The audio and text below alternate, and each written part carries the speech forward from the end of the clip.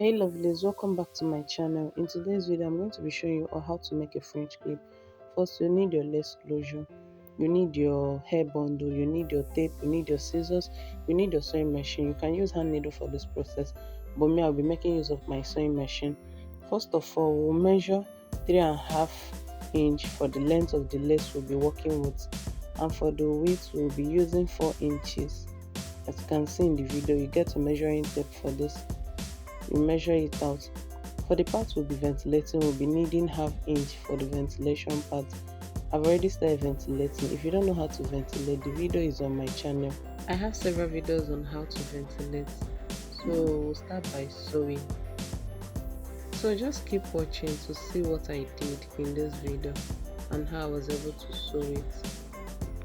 You can also use your hand needle in case you don't have a sewing machine. It's not a must.